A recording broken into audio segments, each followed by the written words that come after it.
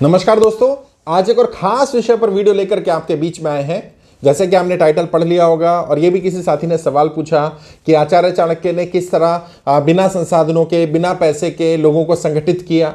एक साधारण बच्चे चंद्रगुप्त को ढूंढा और उसके लिए पूरी सेना तैयार करना, इतने सारे लोग, इतने सारे समर्थक तैयार करना, आखिर कैसे किया उन्होंने। और क्या हम बिना संसाधनों के, बिना पैसे के आज भी कोई ऐसी रणनीति है जो आचार्य चाणक्य की रणनीति का इस्तेमाल करके हम लोगों को संगठित कर सकते हैं, हम आगे बढ़ सकते हैं। तो मुझे लगा इस पर वीडियो बनानी चाहिए, तो इसलिए मैंने ये वीडियो तैयार की। और आप लोग रेगुलरली सवाल पूछ रहे हैं, कमेंट कर रहे हैं, अच्छा लग रहा है। अगर किसी और टॉपिक पर भी वीडियो चाहिए तो आप लोग कमेंट में लिख सकते हैं। और कई लोग कह रहे हैं कि नोटिफिकेशन नहीं आता है, तो मैंने पहले भी बताया कि सब्सक्राइब के साथ नोटिफिकेशन बेल है, अगर उसको दबाएंगे नहीं तो फिर नोटिफिकेशन नहीं आएगा। और चैनल ने सब्सक्राइब नहीं किया तो सब्सक्राइब भी कर लीजिए, ताकि रेगुलरली वीडियोस मिल सकें जिनमें राजनीति की बारीकियां, राजनीति के बारे में जानकारी सीखी जा सकती है।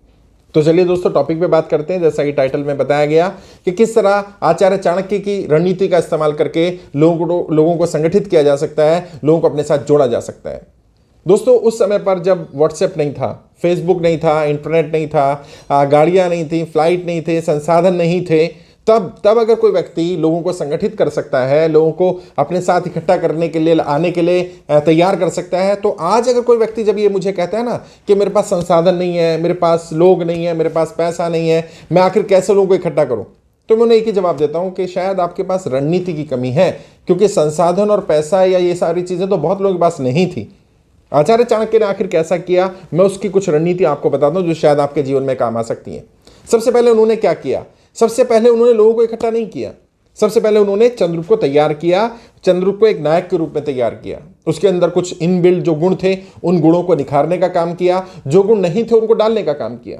अब यहां आचार्य चाणक्य तो नहीं है, यहां आप हैं, तो आप क्या कर सकते हैं? आप पहले अपने गुणों को निखारिए, पहले अपने आप को इस लायक बनाइए कि कोई आप पर दाव खेलने के लिए तैयार हो जाए। क्योंकि दोस्तों, सच्चाई क्या है? कड़वी है बट सच्चाई है, कोई आप पर दाव क्यों खेलेगा? आखिर आप में ऐसा क्या है कि कोई आपका साथ दे, कोई आपका सपोर्ट क्यों करे? आपके पास पैसा भी नहीं है, लोग भी नहीं है, संसाधन भी नहीं है, पर्सनैलिटी भी नहीं है, नॉलेज भी नहीं है, फिर क्यों कोई आपका साथ देगा? पहले अपने आप को तैयार करिए, कम से कम इस लायक बनाइए कि जहां पर लोग आपके ऊपर दांव खेलने को तैयार हो जाएं। और ये बात आचार्य चाणक्य बहुत अच्छी तरह जानते थे। उन्हें मालूम था कि कोई भी लंगड़े घोड़े पर दांव नहीं खेलता है, तो पहले उन्हें रेस का घोड़ा चाहिए, जिस रेस के घोड़े पर दांव लगाया जा सके। आपको अगर खुद अपने ऊपर दांव खेलना है, चाहते हैं कि लोग आपके ऊपर दांव खेलें, तो पहले खुद को रेस का घोड़ा बनाइए। और यदि आपको अपनी टीम में किसी चंद्रगुप्त मौर्य को तैयार करना है, किसी ऐसे लीडर को तैयार करना है जिस पर लोग दांव खेलें, आपका बेटा हो सकता है, बेटी हो सकती है, वाइफ हो सकती है, दोस्त हो सकता है, फैमिली मेंबर हो सकता है, पहले उसको काबिल बनाइए। और जब वो काबिल बन जाएगा, जब उसके अंदर गुण होंगे, अगर इनबिल्ट गुण है तो उन गुणों को डेवलप करिए। और अगर इनबिल्ट गुण नहीं है तो बहुत सारे गुण ऐसे हैं जो डाले जा सकते हैं। जैसे मंच पर बोलना नहीं आता है तो मंच पर बोलना सीखिए। अगर आप मंच पर बोलना सीखने लगेंगे तो डेफिनेटली लोगों को अच्छा लगेगा कि हाँ, ये व्यक्ति बोल रहा है। या पर्सनैलिटी अच्छी नहीं है तो पर्सनैलिटी को ग्रूम कराइए। अगर नॉलेज नहीं है तो नॉलेज इकट्ठा करिए। ये इनबिल्ट गुण नहीं है, ये बाहर से डाले जा सकते हैं। और ऐसे किसी मेंटर, ऐसे किसी गाइड को ढूंढिए। मैं भी मदद कर सकता हूं, और भी लोग होंगे जो मदद करेंगे। उनसे पूछिए कौन कौन से गुण चाहिए राजनीति में आने के लिए या राजनीति में सफल होने के लिए। लोग कब आप पर दाव खेलते हैं, क्या क्या गुण देखते हैं लोग दाव खेलते समय, उन गुणों को विकसित करना पड़ेगा। तो आचार्य चाणक्य ने क्या किया? आचार्य चाणक्य ने सबसे पहले इसी रणनीति का इस्तेमाल किया, चंद्रगुप्त मौर्य को तैयार किया। और जब तैयार भी हो गए चंद्रगुप्त मौर्य, जब सीख गए, परीक्षाएं पास कर ली, अपने आप को काबिलियत को साबित कर दिया, बहुत सारे टेस्ट लिए गए, उन टेस्टों में पास हो गए, अब क्या किया? अब चंद्रगुप्त मौर्य को बोला कि अब तुम लोगों को साबित करने की कोशिश करो, अपने टैलेंट को, लोगों को अपने साथ जोड़ने की कोशिश करो और लोगों से मिलना जुलना शुरू करो। जी हाँ दोस्तों, लोगों से मिलना जुलना, और केवल मिले जुले नहीं, घुले मिले। जब मिले तो सामने वाले को लगना चाहिए, उसको एहसास होना चाहिए कि वाकई किसी व्यक्ति से मिला। आपकी एक पहचान, एक इंप्रेशन पड़ना चाहिए। वो कहा जाता है ना, first impression is always the last impression.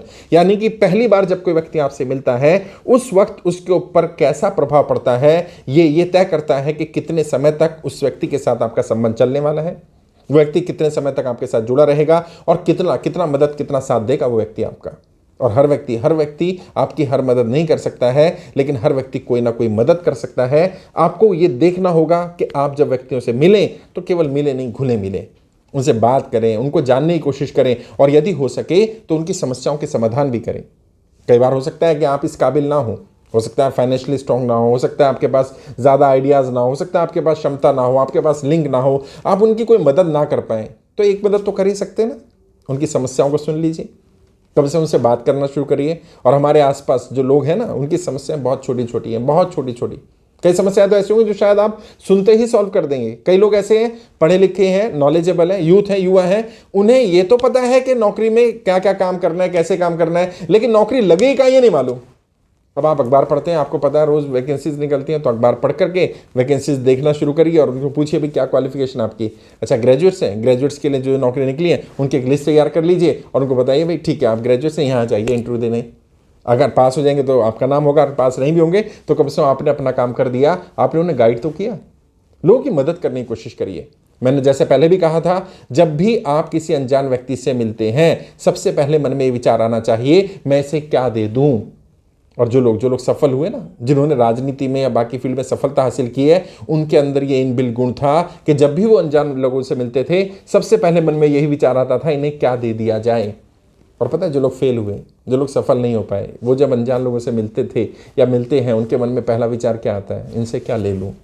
हो सकता है आप इनिशियली लेने के बाद थोड़े सफल हो जाएं, शायद आपको कुछ बेनिफिट मिल जाए, लेकिन लॉन्ग टर्म में ऐसे लोग कभी सफल नहीं होते हैं। और यदि आपको लॉन्ग टर्म में सफल होना है, लोगों को वाकई संगठित करना है, तो लोगों की मदद करना शुरू करिए। और मदद करने के साथ साथ उनके दुख सुख में उनके साथ खड़े होना शुरू करिए। जाइए, लोगों से बात करिए। आपके एरिया में होगा ना जहाँ लोग धरना प्रदर्शन कर रहे होंगे, आपके राज्य में कोई ना कोई जगह होगी, आपके जिले में भी कहीं ना कहीं कलेक्ट्रेट पर जगह होती है जहाँ पर लोग धरना प्रदर्शन के लिए आते हैं। हफ्ते में एक दिन जाइए ना, लोगों से बात करिए, उनकी प्रॉब्लम जानने की कोशिश करिए, क्या समस्या है। समाधान छोड़ दीजिए, समाधान क्या होगा, समस्याओं को जानने की कोशिश करिए। आप देखिएगा उनकी नज़रों में आपकी छवि क्या बनती है। उन्हें लगेगा कोई है जो हमारी बात सुन रहा है, कोई है जो हमारे पास आया हमारी बात सुनने के लिए। हम लोग जाते हैं जंतर मंतर पर, जब भी कार्यक्रम हो रहा होता है, जिसका भी जहाँ लगता है कि हमें कोई व्यक्ति बैठा है उसकी बात कोई नहीं सुन रहा है, तो हम जाते हैं, सुनते हैं, उसे मेमोरेंडम लेते हैं, क्या चाहता है, कर पाए ना कर पाए, कम से कम हमें पता तो चलता है लोग क्या क्या मांग कर रहे हैं, लोगों को क्या क्या समस्याएं इस समय आ रही हैं। और क्या होगा जब आप पब्लिक फोरम में जाएंगे और वो सब बातें बोलेंगे जिनसे परेशान हो रही होगी जनता, तो जनता अपने आप जुड़ेगी, कनेक्ट फील करेगी। ये व्यक्ति जानता है हमारी समस्याओं को, इसे मालूम है कि हमें क्या प्रॉब्लम्स आ रही हैं, और ये शायद हमारे समाधान भी कर पाएगा। कर पाए ना कर पाए, कम से कम लोगों की बात सुनना, लोगों के दुख सुख में साथ खड़े होना शुरू करिए। एक और चीज जो अगर आपको वाकई आचार्य चाणक्य का गुण सीखना है, तो अपने अपने कद को मेंटेन करके लोगों के स्तर तक पहुंचने की कोशिश करिए। मतलब कद को तो मेंटेन रखना है। आप अगर लीडर हैं तो लीडर के कद को, अगर आप कार्यकर्ता है कद को, स्टेट लेवल पर, नेशनल पर, लेकिन सामने वाले के लेवल पर भी जाइए। हो सकता है आप नेशनल पर हो, सामने वाला स्टेट पर, डिस्ट्रिक्ट पर हो, उसकी सोच ही नहीं, तो उसकी सोच पर आकर के बात करिए ना। क्योंकि कई बार क्या होता है, जब हम बड़े स्तर से देख रहे होते हैं ना समस्याओं को, हमें समस्याओं का अलग रूप दिख रहा होता है, लेकिन जब हम उसके स्तर पर जाकर देखते हैं तो समस्या का रूप बिल्कुल अलग होता है। हर चीज़ को अपने लेवल पर मत सोचिए कि आपके साथ तो ये समस्या ही नहीं है। कई बार होगा, कई बार कोई छोटी सी दुख की बात कोई आपको बता रहा होगा और आपका मन कहेगा यार ये कोई बात है, ये कोई परेशान हो रहा है, आप क्या करेंगे, उसकी बात को बहुत लाइटली लेंगे क्योंकि आपके लिए बहुत हल्की है। सामने वाला क्या लगेगा, यार मेरी बात को सीरियसली नहीं लिया गया। आपको लोगों के लेवल पर आना पड़ेगा। अपने लेवल को मेंटेन रखिए, लेकिन दूसरों के लेवल पर आकर के उनकी बात सुनने की कोशिश करिए, उनसे दिल मिलाने की कोशिश करिए, तालमेल बैठाइए, जानने की कोशिश करिए कि आखिर इनके इमोशंस क्या हैं। और ये शब्द होते ना, शब्दों में जाननी होती, शब्दों के पीछे के भाव, ये भाव जानने की कोशिश करिए।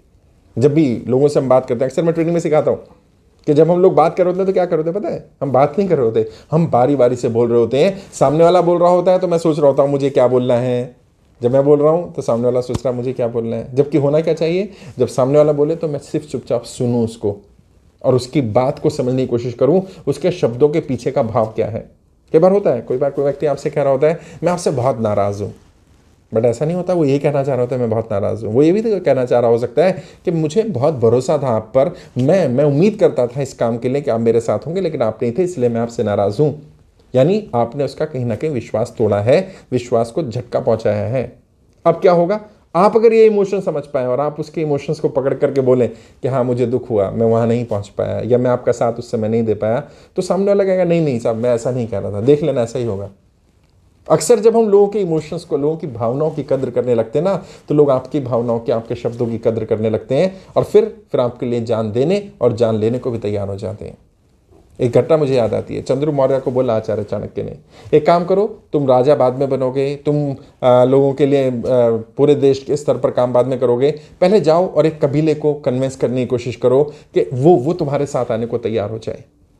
चंद्र मौर्य ने पूछा कैसे कर रहे हैं, कह रहे ये काम मेरा नहीं, ये काम तुम्हारा है। क्योंकि सब बातें तो मैं नहीं सिखाऊंगा। चंद्रू मौर्य जाते हैं कबीले में जाकर के लोगों से मिलना शुरू करते हैं, बातचीत शुरू करते हैं। शुरू में समझ में नहीं आता, समझ जाना है कैसे बात करें। तो देखते हैं कई लोग ग्रुप में खड़े हैं, अलग अलग ग्रुप में जाकर के चंद्रू मौर्य बात करना शुरू करते हैं। वो लोग क्या बात कर रहे हैं उससे रिलेटेड बात, अपनी बात नहीं कर रहे मैं क्यों आया हूं। और जब उनकी बातों में अपना इंटरेस्ट दिखाने लगते हैं, अपनी राय देने लगते हैं, तो लोग खुद ही आकर के उनसे पूछने लगते हैं, अच्छा आप बताओ इसके बारे में क्या होना चाहिए।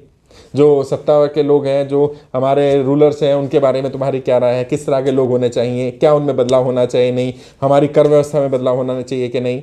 ऐसे ऐसे चर्चा शुरू होती है। और चंद्रू मौर्य क्योंकि टैलेंटेड थे, उन्हें ट्रेन कर दिया गया था, उन्हें सिखा दिया गया था, उन्होंने अब यहाँ अपने गुण का इस्तेमाल किया कि कब तक आप ऐसे बैठे हुए पंचायत करते रहेंगे, कब तक आप आपस में इस बातें करते रहेंगे, क्या रिजल्ट निकलेगा इसका। आप आज बात कर लीजिए, 2 दिन बाद, 5 दिन बाद, 10 दिन, 2 महीना, 2 साल, 10 साल, नतीजा क्या है। तो लोगों ने पूछा क्या होना चाहिए, संगठित होना चाहिए। और लोगों ने उनकी बात सुनी। फिर चंद्रू मौर्य ने अपनी बात रखनी शुरू की कि हम कुछ करेंगे नहीं, लेकिन कम से कम हम इकट्ठे तो हों। और इकट्ठे कैसे हो, हम सबसे पहले आपस में एक दूसरे के मतभेद मिटाएं, हमारे मन में जो भेद है वो मिटाएं। जो हम छोटे छोटे ग्रुप में बैठे हुए हैं, हम इकट्ठे होकर के एक ग्रुप में बैठना शुरू करें। और 1 हफ्ता, 10 दिन, 15 दिन के अंदर अंदर आहिस्ता आहिस्ता आहिस्ता आहिस्ता वो ग्रुप मर्ज होने शुरू हुए और एक बड़ा ग्रुप तैयार हो गया। फिर पंचायत लगने लगी, रोज खाने के बाद लोग सब आकर के इकट्ठा होने लगे। और आहिस्ता आहिस्ता पंचायत ने जब ये देखा कि चंद्रू मौर्य लीडर हैं, चंद्रू मौर्य उनकी बातें सुन रहे हैं, तो उन्हें अपना लीडर सर्वसम्मति से स्वीकार किया। यकीनन समय लगा, 15-20 दिन का समय लगा चंद्रू मौर्य को उनको संगठित करने में, उनको जोड़ने में। लेकिन अगर वो जाते ही नहीं, अगर वो बात ही नहीं करते, अगर वो अपने विचार रखते ही नहीं, तो कोई कैसे आता उनको अपना लीडर स्वीकार करने के लिए। आपके पास भी कोई नहीं आएगा, जाना पड़ेगा आपको। और ये जो बर्फ़ जमी है ना, इस बर्फ़ को हटाइए। इस बर्फ़ जमी रहने से नहीं आगे बढ़ पाएंगे। ये पैरों में जमी बर्फ़ को निकालिए, उठिए, खड़े होइए और जाइए, लोगों से मिलिए।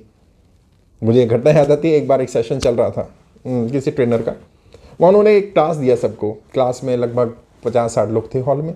सबको बोला गया एक काम करिए, 1 मिनट का समय आपके पास, आप सब खड़े हुई और 1 मिनट में ज़्यादा से ज़्यादा लोगों से जाके गले मिलिए।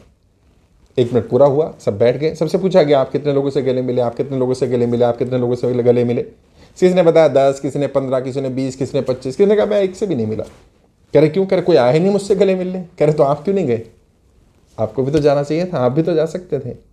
कहीं ऐसा तो नहीं आप भी इंतजार कर रहे हैं कोई आएगा, कोई मसीहा आएगा और मुझे सफलता दिला देगा, कोई आएगा जो मेरी राजनीति को ठीक कर देगा, कोई आएगा जो मुझे राजनीति के उस शीर्ष पर पहुंचा देगा। कोई नहीं आएगा। हम सबको अपनी मेहनत खुद करनी होगी, अपने हिस्से की मेहनत हम सबको करनी पड़ेगी। हाँ, कोई साथ दे सकता है, सपोर्ट कर सकता है, मैं भी गाइड कर सकता हूँ, लेकिन मेहनत तो आपको ही करनी होगी। बहुत सारे लोग हैं जिन्हें मैंने भी गाइड किया और वो सफल नहीं हो पाए। कारण क्या है, आज वो दोष मुझे दे सकते हैं, भाग्य को दे सकते हैं, किसी को भी दे सकते हैं, बट सीधा दोष उनकी मेहनत का है, क्योंकि उन्होंने मेहनत नहीं की। मेहनत नहीं करेंगे तो नतीजे फेवरेबल नहीं आएंगे। ये इतना ही आसान है। एफर्ट करिए, प्रयास करिए, और क्या होगा, कुछ करेंगे कुछ तो होगा, कुछ नहीं होगा तो तजुर्बा होगा, एक्सपीरियंस हो जाएगा। ऐसे नहीं हुआ दूसरे तरीके से करेंगे।